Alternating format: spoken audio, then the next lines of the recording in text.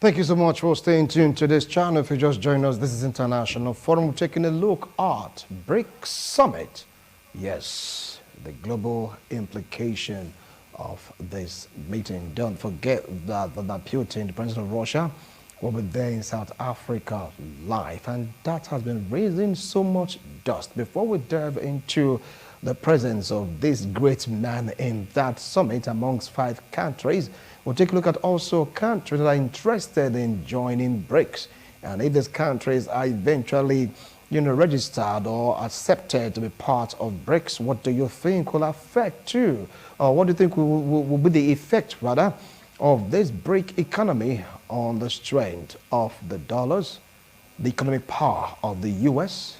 What about the military alliance? We'll talk about BRICS and other countries that have been eager to join that particular bloc. With me here in the studio to talk about this, a lecturer from the University of Benin. Join me to welcome Neville Obahedo. Neville, thank you so much for coming on today's show. I appreciate you coming to International Forum. Thank you for having me. Good afternoon, viewers and listeners at home. All right. This is not the first time that the BRICS bloc will be having their summit. Not the second time. It's been on for quite a while. Why is this year's event so important that the world is talking about it? The BRICS Summit of 2023 that will be taking place in the Rainbow Republic of South Africa will be the 15th BRICS Summit since BRICS came into existence. And it is a post-COVID meeting, because the last meeting that was held in China was done virtually. And now that the world is restoring back to normal after the crisis of COVID-19, people can now move physically to go and attend meetings. And so it is the hope that the 5 leaders will be gathering in South Africa for the meeting. But more importantly, the world in a way is in crisis. The world is in crisis because a leading member of the BRICS, which is the Russian Federation, is at war with one of his neighbors after trying to annex Crimea and some other parts of the old default Union of Soviet Socialist Republics.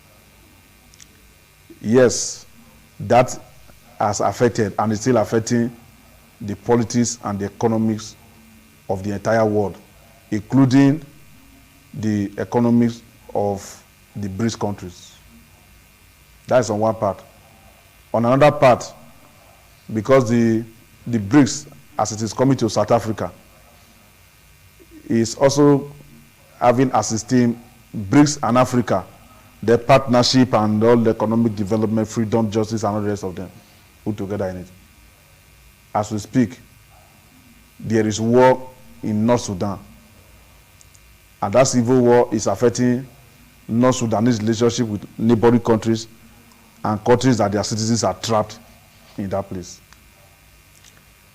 And when you take a critical look at BRICS, you discover that members of BRICS are emerging and leading economies of their sub-region. If you take Brazil, for instance, Brazil is a leading economy in South America. And that alone is having effect on the economies of Latin America and the Caribbean. Because in every of the countries that you have there, you must, at least out of every 10 Ecuadorians or Argentinians, you will see one Brazilian. And so when you are talking about the influence of Brazil, Brazil is an ally of the United States, and Brazil is also in some forms of relationship with countries that are enemies of the United States in that region. Brazil, as a member of BRICS, is having relationship with Russia, and Russia is having problem with the United States. So you see that the world is interconnected, the world is complex, and the world is interdependent. And what happened in what part of the world, or what happened to one organization in this world, happened to the rest part of the world, directly or indirectly. Even right now as we speak, we know that the economy of the world is comatose, that of Europe, America, because of the fact that the war is having effect, the Russian war on Ukraine is having effect on the entire globe. And we hope that maybe with BRICS, there may be some respite at the end of the day. All right, with BRICS, maybe there'll be some respite at the end of the day. Now, great world leaders have been talking about this summit, despite the fact that it has to do with just 5 countries. It's like the world is shaky, so to speak, because a country that has been at war, so to speak, with the world, directly or indirectly, Russia will be present. Let's take a look at the presence of Russia before diving into some countries that really want to be part of BRICS. Don't forget about the World Court judgment, criminal court judgment, that Putin, if seen outside his enclave, Russia, will be arrested. Do you see that threat happening? Because a few days ago, Putin sent some personnel, security, a team from Russia to go inspect South Africa, where they'll be having the meeting. What have to say about this? Talking about the world, the control of the world and the crisis thereof, that judgment is more or less a symbolic judgment. A symbolic judgment in the sense that it's just to send a message to Putin and his allies that the world is not happy with what they are doing. And I know that if Putin arrives South Africa, for instance, the South Africa government led by Cyril Ramaphosa will not muster the courage to say they want to arrest Putin in South Africa. The consequences will be too great for South Africa to bear. That is one. Number 2, is like before a Chinese president will come to Nigeria for a visit, in all the nooks and crannies of this country, there will be Chinese security, whether the one you can see visibly or the one that you cannot see. And so they will not like to put the life of their president at risk. And their president is also coming to South Africa with Vladimir Putin. How do you arrest a Putin in South Africa in the presence of Xi Jinping and nothing will happen? So you see that, or you arrest an Indian prime minister in South Africa, because we have Indian population in South Africa and other Southern Africa countries like Madagascar, like Mozambique and some other countries. Then a prime minister, the head of government of India will be in South Africa. They will be arresting another co-visitor to South Africa. That will not happen. Let me just tell you the truth. It will not happen. The judgment is already there. The only time I feel that Putin can be arrested if he has been overpowered and there is eternal insurrection that threatens his place and the place of his ruling elite in the Russian Federation. That is the only way he can be arrested. But the world as is barely constituted, Putin cannot be arrested in any part of the world. So do you mean that Putin is bigger than the criminal courts of the world? Is that what you're saying right now? No, that is not what I'm saying. Because there's a judgment already. You do not live here. If you go beyond this point, you understand, you'll be arrested. Anyway, you're going to react to this question after this break. Don't go away. We'll be right back. Thank you so much for staying tuned to this channel. If you just joined us, this is International Forum, taking a look at the BRICS Summit that will be taking place in South Africa. Many pundits have been talking about this. Don't forget also that many nations are interested in becoming a part of BRICS. So just keep on wondering, if those nations are admitted, what will now become the name of this BRICS bloc, so to speak? Now, back to the question on the ground about the World Court, or the ICC rather, delivering judgment against Putin, that he can do whatever he's doing there in Russia, but outside Russia, he will be arrested. You're saying that it is not going to happen. Does it mean that Putin is bigger than the ICC? No, that is not the implication of what I've said. It's just like late President Robert Mugabe of Zimbabwe. There was a time he was declared persona non grata in the United States, and the United States government placed sanctions on him and his government officials that he will be arrested if he steps his shores on his legs on the soil of the American soil and so on. But if he was going to the United States for diplomatic meetings like the United Nations Summit, he was not going there as Robert Mugabe. He was going there as president of the Republic of Zimbabwe. And throughout those periods, he dared the United States to attend United Nations meeting, and he was never arrested. That is diplomacy at play. Now, when I say Putin cannot be arrested, it will not happen. I said that deliberately because Putin knows his enemies in the world. For instance, he cannot wake up one morning now, irrespective of the business of the investment that I may have in the United States. He said today, because I cannot be arrested, let me go to America. I want to dare America because of my investment, because of some of my relatives that are there. Let me go there. He will not do that.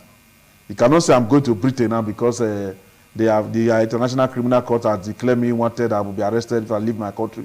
Let me leave my country and go to Britain. He won't do that. But if he's going to leave Moscow for Durban in South Africa because of a meeting, he's not just going there as Putin. He's going there as president of the Russian Federation. And international diplomatic protocol protects him on that mission. And he cannot be arrested on that mission. That's the implication of what I'm saying. So that means he has nothing to fear about going to South Africa. He does not have anything to fear. He may also travel to Brazil because Brazil is a friend of his. He will not be arrested. He can travel to China. He will not be arrested. He can travel to India. There are certain countries that he can travel to. But before he embarks on such journey, he must have first of all used his agent to a bank of what we call espionage to go and find out whether there are trappings that could make him to be arrested in case he ventures to travel out of the country.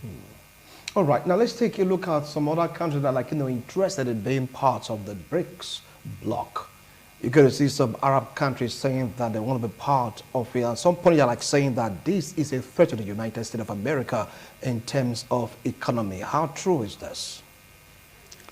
In the first instance, because America is a leading member of the G7 countries, that was the reason why opposers of the United States in the international arena, Russia and China to be specific, they decided to look for some powerful nations in America, powerful nations in Asia, powerful nations in Africa, powerful nations in the Far East, to say, come and let us form a kind of association that can counter the effect of the United States and the dollarization of the world economy.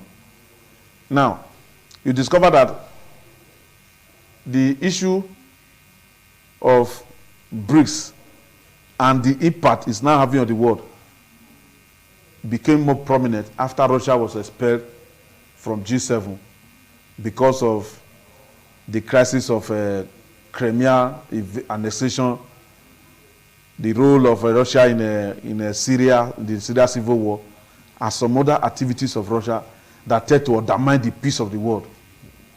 So Russia is no longer active in the United Nations, is no longer active in the G7, and is looking for where to be active.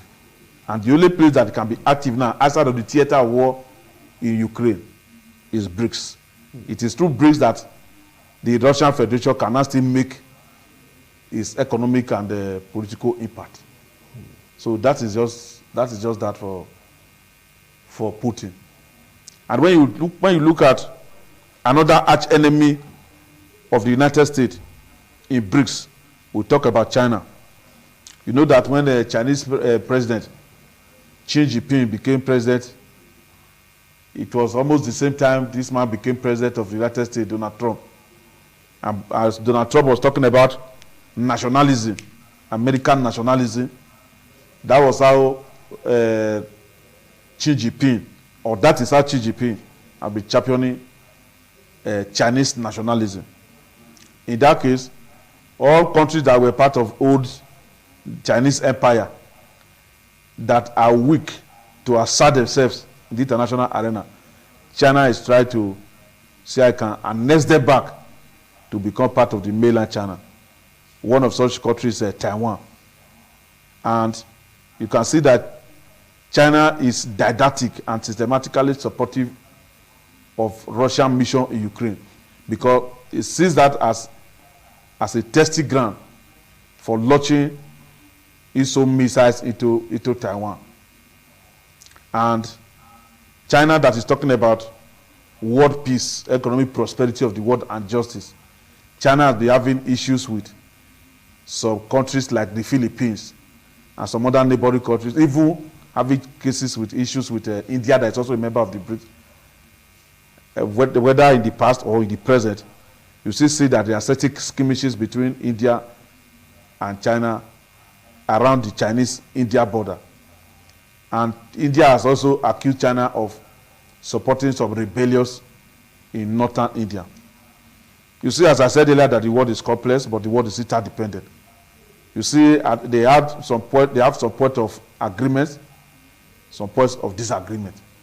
And because of their own economic benefit, they are talking about agreement on the economic front, which may lead to a military alliance and some other parts that may continue to send danger to the spine of the United States and our allies around the world. Now, does it mean that BRICS will not become a target of the United States and its allies, knowing fully well that, like what you said now, arch enemy Russia and of course China, they are strong members of the BRICS bloc?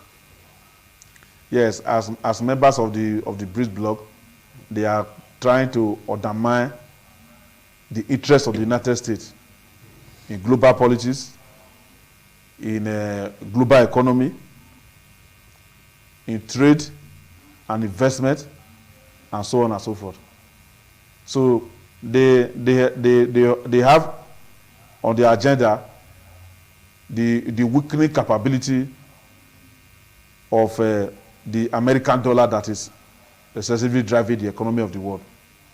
Whether that is going to see the light of day in their Durban meeting of 2023 is a different ballgame. But what we have to understand generally is that anytime nation-states congregate, whether at the United Nations, whether at the Commonwealth of Nations, whether at NATO, or by whatever name, nations are usually looking for opportunity to promote their national interest. That national interest, they codify to what they call foreign policy objective. And so when you see them sending an ambassador to one country and a commissioner to one country, they are not sending the ambassador there or the high commissioner there for fun. They are sending the ambassador there to go and understand the economy of those countries and to be able to engage that country economically and otherwise.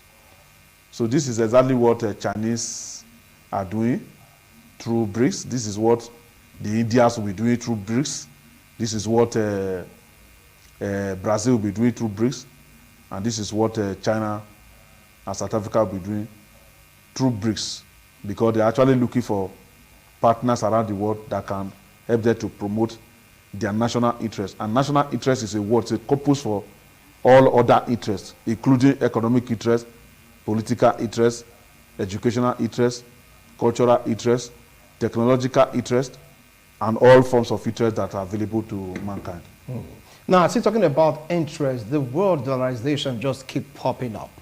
You mentioned a bit about the dollar driving the economy. If these 19 member states that are eager to join BRICS bloc, if they are absorbed into BRICS, do you think that that will be the end of the dollar reign globally?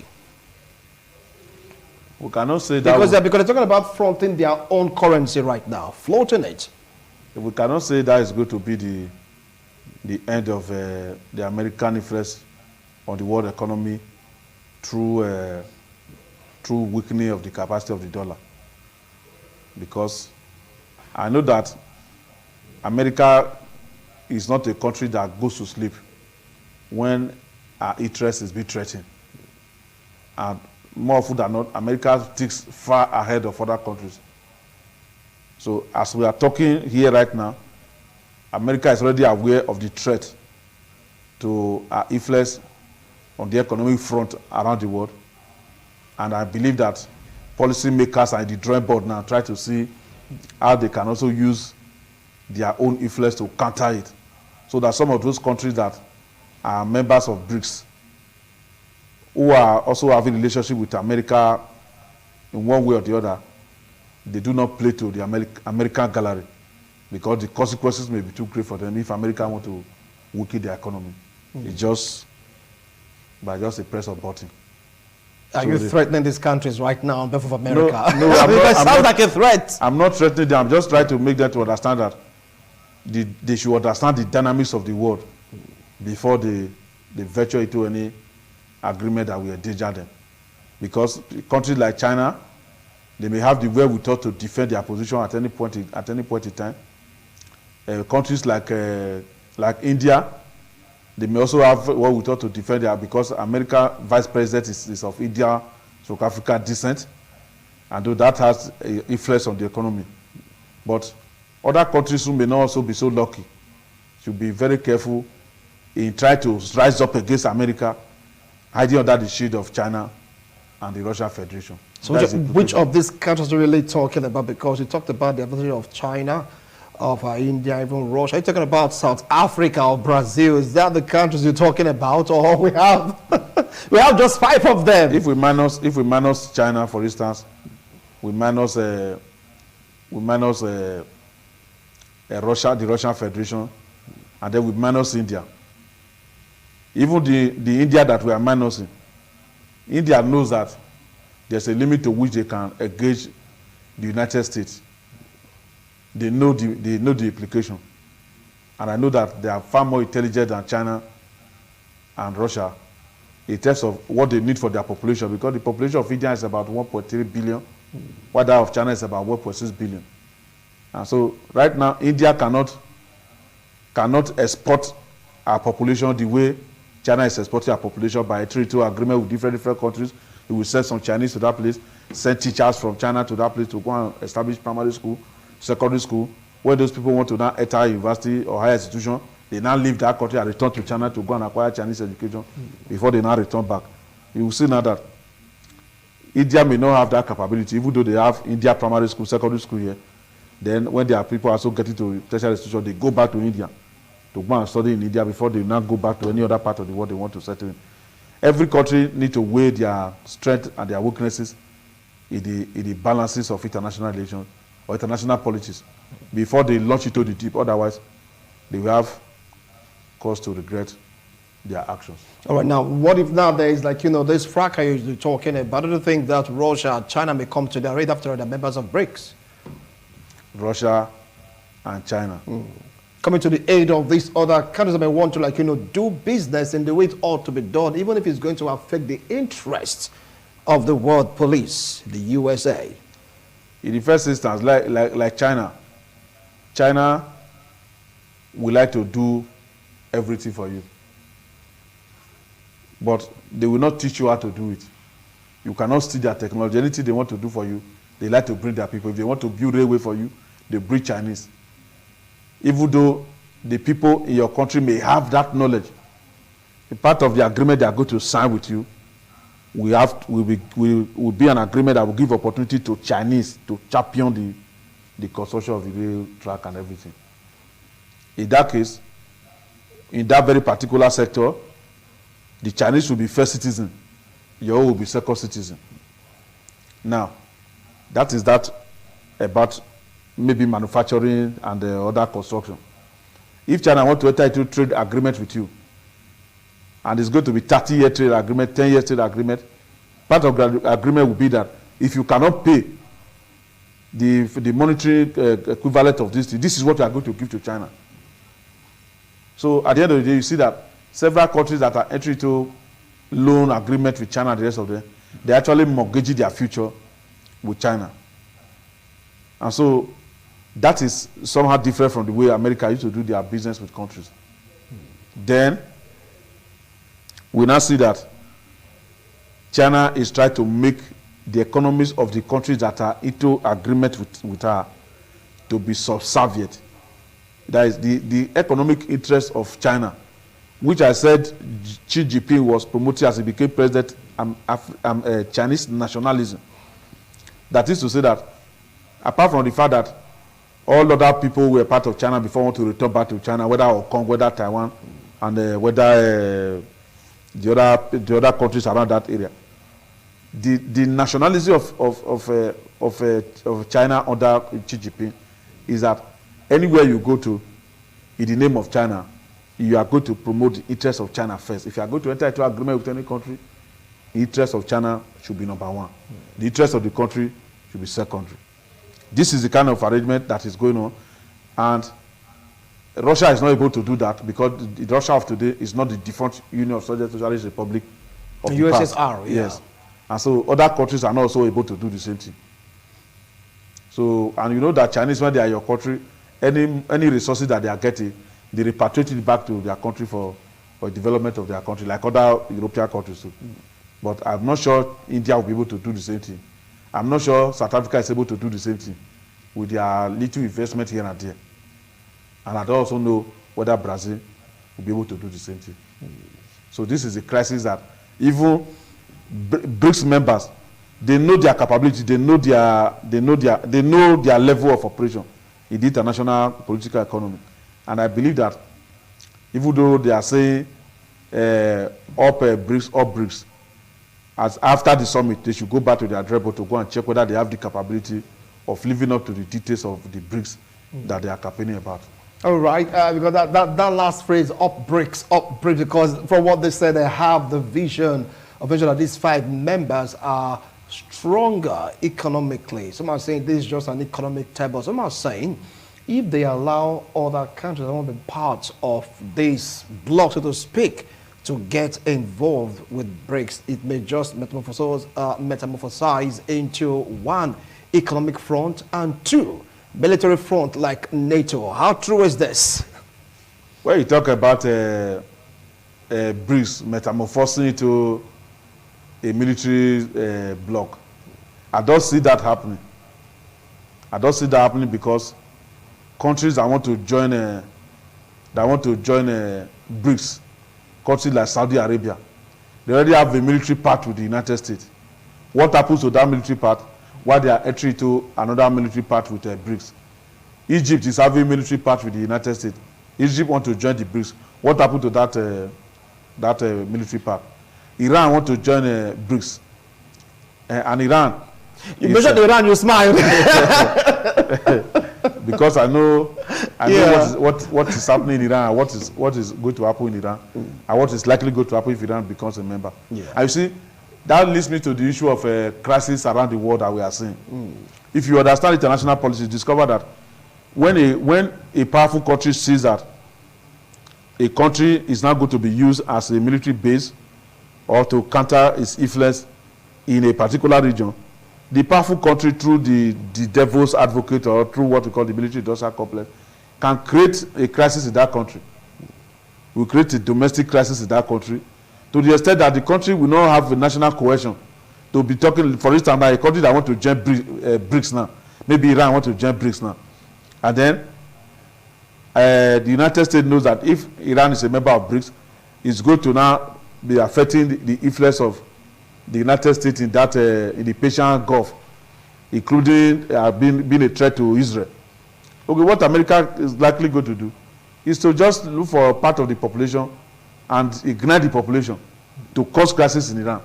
So Iran will now be struggling and be using our resources to be tackling the domestic problem. Yes, it will not be. It will not now be talking of how to go and be an assertive member of a BRICS, because the domestic front is not well. It is through the domestic front that you can now launch into the external front. So these are the options that are available to countries that want to join BRICS, and they should go and think twice and review their foreign policy trust that already existed before they enter into a new one. Because, as I said, the consequences may be too great for them to bear if they did not check the calculation before they take the step. All right. Now, if you take a look at one of their phrase, BRICS is the future. And of BRICS, because I don't know, because the vision they have for BRICS is like it goes beyond what we are seeing right now. But like what you rightly said, international politics and of course power play. How do you think these countries that do have ties with the U.S. will balance a relationship with countries like Russia and China, even Iran that is trying to come into BRICS in terms of international politics? Because there must be give and take somewhere. In the first instance, when we talk about BRICS, BRICS stand for, according to them, it stands for peace. It stands for justice. It stands for democratic order. It stands for a peaceful world order. It stands for economic cooperation. Now, those who came up with the idea of BRICS, because out of in every organization, whether international organization or national organization, there's usually a tiny oligarchy, the minority that controls the benefits and the power of that organization. Now, that iron law of oligarchy, the tiny elite, they are also in operation in BRICS, especially now that they are trying to open their doors for about 15 members to come or 19 members to come. Now, in the first instance, those nations that are the leaders of BRICS, i.e. Russia, they are talking of a democratic order. Is there democracy in Russia? That is the first question. And that be subjective because Putin was democratically elected. Yes. Totally subjective. He was voted for into power. Yes. According to them, yes. that is democracy. Yes. Yes. When we are saying democracy, nobody is preaching universal democracy. Democracy. Yes. But a democracy that we are talking about is a democracy that the people, on the basis of their political culture and political socialization, they will see that democratic order as transparent. Even though that democracy may not be like the democracy that is obtainable in the United States or in Britain. Now, when you see citizens of a country rising to say that this democracy does not allow us to air our opinion, it does not allow inclusiveness. At least, as a matter of fact, the democracy is the democracy that is hinged on politics of exclusion. If you have a divergent opinion from the leaders of the democratic dispensation, you are either put in prison, your business is destroyed and collapsed. That is not democracy. Whether the country where such things are happening, they say that is the way we practice our democracy, that is not democracy. That is on one part, when in relation to Russia. We now talk about democracy in China. China as a republic, People's Republic of China, that is running a socialist system of government with the Communist Party as the only party. Even though other political parties that are there, they are just mushrooming political parties that cannot compete for election in line with the law. Now, after the exit of Mao Zedong, several other leaders have been coming. And apart from Deng Xiaoping, even the Deng Xiaoping as a leader after the exit of Mao Zedong did not make himself to be the life president. Yeah. He gave opportunity for president to be appointed, gave opportunity for prime minister to be appointed. But his exit, when Jiang Zemin was elected president, after him we had Hu Jintao. And the constitution of the People's Republic of China, derived from the Communist Party, made provision for 2 tenures, 5 years. That was how Jiang Zemin left there 10 years after. That was how Hu Jintao left there 10 years after. Xi Jinping came now. He has entered the 3rd tenure now. He has altered the constitution. But they are clapping for him. Yes. The democracy that was there, that brought him, is it the same democracy that he is now practicing? He has put himself as a possible life president of China. Anyway, that will be a topic for another Yes, day. the question that you have, let me just answer it anyhow. Yes. These other countries, if they are saying that they are in BRICS because they want economic prosperity of the world, economic prosperity of the world cannot happen if there's no domestic prosperity in terms of policies.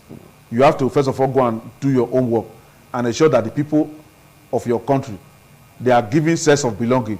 They are allowed to realize their full potentialities so that they can contribute their quota to national development. It is at that level that you can now say, okay, our economy is sound. Let us now enter into cooperation to make the economy to be more sound and to be more robust. Thank you so much. I know we had enough time. We're able to expatiate more on some of these individual countries and how they are faring so far, economically speaking. Because for you to become a member of BRICS, you must have something to put on the table. Look at Brazil, look at Russia, look at India, China, and South Africa. Definitely, they are contributing a quarter one way or the other to make BRICS the future. Now, we're having 19 other countries interested in becoming member of BRICS. Do you think it's going to work? Once more, I really appreciate you, sir, for coming. Thank you so much for a wonderful analysis. We'll do it again next week, Tuesday, on this platform. Bye for now.